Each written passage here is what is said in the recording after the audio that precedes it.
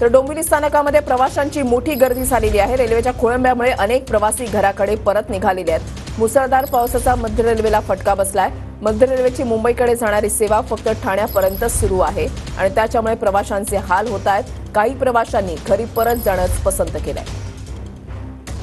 रात्रीपासून मुसळधार पाऊस हा मुंबई शहरात पडत आहे आणि त्याचा फटका रेल्वेला देखील पडला आहे। तो स्थानक परिसरामध्ये आहे आणि आपण या ठिकाणी बघू शकतात की ज्या कर्जत, बदलापूर आणि कसारावरून ज्या मुंबईकडे जाणारी जी लोकल सेवा आहे ती आता फक्त ठाण्यापर्यंत आहे, कारण की भांडूप रेल्वे स्थानकाजवळ रेल्वे ट्रॅकवर पाणी साचल्याने पुढे जी लोकल सेवा ही ठप्प झाली आहे। कारण की आपण जर बघितलं सकाळचा वर्ग हा चाकरमानीचा वर्ग मुंबईला जात असतो, मात्र आता हे जे मुंबईकर आहेत, हे जे चाकरमानी वर्ग हे डोंबिवली स्टेशनला उतरून आपला घरचा रस्ता गाठत आहेत। आपण बघितलं डोंबिवली स्टेशनला मोठ्या प्रमाणात चाकरमानी वर्गांची प्रवाशांची मोठी गर्दी पाहायला मिळत आहे आणि आता लोकल सेवा ही फक्त ठाण्यापर्यंत सुरू आहे। तर मुंबईहून कसारा असेल किंवा कर्जत, बदलापूर ह्या ठिकाणी लोकल सेवा आहेत ते विशेष लोकल सुरू ठेवण्यात आले आहेत। मात्र अजून देखील रेल्वे ट्रॅकवर पाणी असल्याने मध्य रेल्वेची लोकल सेवा विस्कळीत झाल्या आहेत। मयूरज जाधव, TV9 मराठी,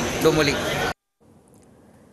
तर डोंबिवलीमध्ये दृश्य आपण या ठिकाणी पाहताय। आज सकाळपासूनच ऑफिसला जाणारे प्रवासी जे आहेत ते या ठिकाणी आलेले होते, मात्र रेल्वेच नाही आहेत। रेल्वे जी आहे ती बंद पडलेली आहे आणि रेल्वे सेवेवर परिणाम झालेल्या मुसळधार पावसामुळे त्याच्यामुळे प्रवाशांचा खोळंबा झाला। काही प्रवाशांनी घरी जाणं पसंत केलं। ही दोन दृश्य आपण पाहताय, ठाणे आणि डोंबिवली रेल्वे स्थानकामधली ही दोन दृश्य आपण या ठिकाणी पाहताय। ठाण्यामध्ये जर आपण पाहायला गेलं तर लांब पल्ल्याच्या गाड्या पकडण्यासाठी लांबचा प्रवास करणारे प्रवासी सुद्धा या ठिकाणी पहाटेपासूनच आलेले होते, मात्र आता लोकल सोबतच एक्सप्रेसच्या वेळापत्रकावर सुद्धा परिणाम झालेला आहे। त्याच्यामुळे ठाणे रेल्वे स्थानकावर गर्दी झाल्याचं पाहायला मिळतं आणि डोंबिवली रेल्वे स्थानकावर सुद्धा मोठी गर्दी झालेली आहे। आठवड्याचा आजचा पहिला दिवस आहे, ऑफिस गाठायचं आहे, मात्र मुसळधार पावसामुळे खोळंबा झालेला आहे।